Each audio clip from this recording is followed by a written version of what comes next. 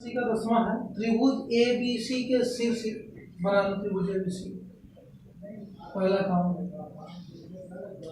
A B C. ए कितना है 3,0, B 0,6, सी 6,9 है। रेखा डी ई, डी और ई कहीं से आया, रेखा डी ई, डी कहीं नहीं है लेकिन है कहाँ पता करना है। भुजा ए बी और ए सी को अनुपात इतने बांटता है, मतलब डी क्या है ए बी को, तो ए बी पे डी है कोई भी, डी हो गया। और ए सी पर ई है, ए सी देखो ये है ई है, हो गया। इसको मिला दो। को अनुपात 1:2, 1:2 के अनुपात में कटता है, बढ़ती है या काटता है। सिद्ध कीजिए क्षेत्रफल एबीसी। सिद्ध करना त्रिभुज एबीसी का क्षेत्रफल जितना आएगा बराबर उतना आएगा ए डी का क्षेत्रफल गुणे 9, यानी एबीसी का क्षेत्रफल निकालेंगे फिर ए डी ई का क्षेत्रफल निकालेंगे, 9 से गुणा करेंगे तो दोनों बराबर आएगा, तो सिद्ध हो जाएगा।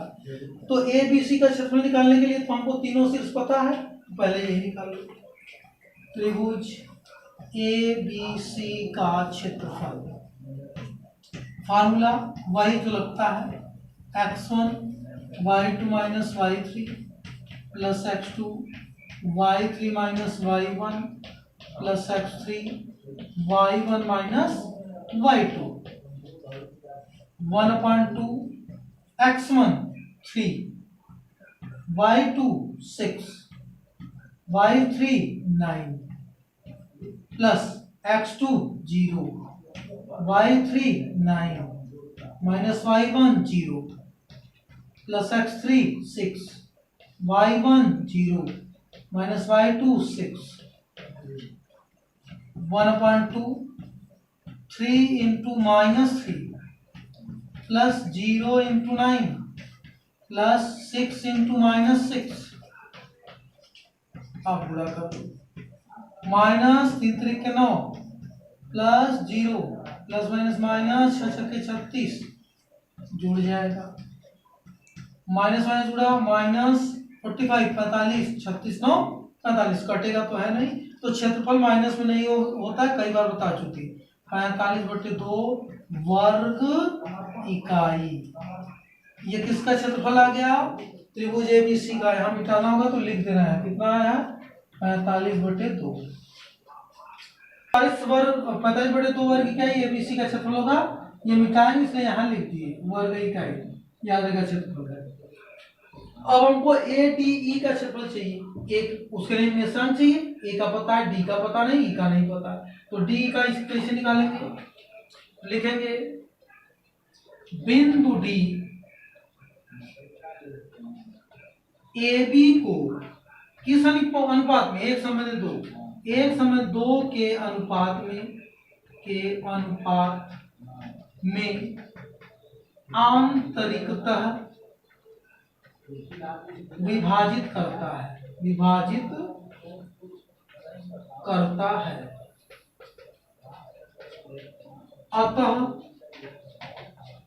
बिंदु बी के निर्देशांक। अब हम बताए थे जब अनुपात हो जाए तो उसके लिए फार्मूला लिखवाए थे क्या, m1x2 प्लस m2x1 अपान m1 प्लस m2, यांत्रिकता के लिए y के लिए माइनस होता है, कमा m1y2 प्लस m2y1 अपान m1 plus m2।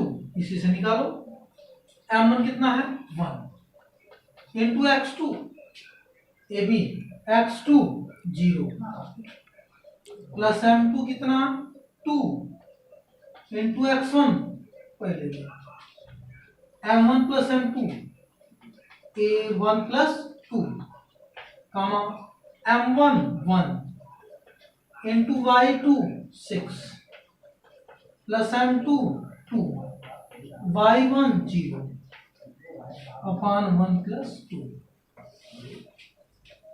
1 0 0 plus 2 3 6 upon 1 2 3 comma 6 plus 0/3, यह आ गया 6/3, 6/3, 3 2 जार 3 2 जार, कितना है 2, किसका डी का निशान कितना आया 2, 2।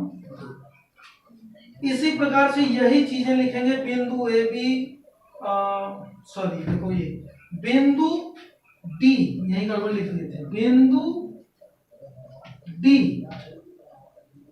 भुजा ए बी को एक समय 2 के अनुपात में, यही चीज यहां लिखेंगे कि बिंदु ई भुजा ए सी को एक संबंधी 2 के अनुपात में आंतरिकता विभाजित करता है, अतः बिंदु ई के निशान, तो यहाँ केवल इतना लिख रहे हैं, बिंदु ई के निशान, बिंदु ई के निर्देशांक, वही फार्मूला m1 अनुपात तो वही है 1 इंटू x2 6 प्लस m2 कितना था 2 into x1 3 upon m1 plus m2 m1/2 9 plus m2/1 0 upon 1 plus 2, ये 6 2 3 6 अपॉन 3 9 प्लस 0 अपॉन 3, ये 12/3 9/3, 3 3 3 4 यानी 4, 3, ई का निशान कितना आ गया 4, 3, 45/2 था ना, ये 45/2। और हमको ए डी ई का क्षेत्रफल चाहिए, तीनों शीर्ष पता हो गया, तो त्रिभुज ए डी ई का क्षेत्रफल फॉर्मूला हो गया सूत्र 1/2 x1 3 y2 2 minus y3 3 plus x2 2 y3 3 minus y1 0 plus x3 4 y1 0 minus y2 2 1/2 3 into -1 plus 2 into 3 plus 4 into -2 1/2 -3 plus 2 3 6 plus minus 4 2 8 1/2 ये माइनस से जुड़ जाएगा -11 प्लस 6 1/2 घट जाएगा माइनस जाते हैं -5, तो क्षेत्रफल क्या कहते हैं माइनस में नहीं लिखते, तो 5.2 वर्ग इकाई, ये हो गया।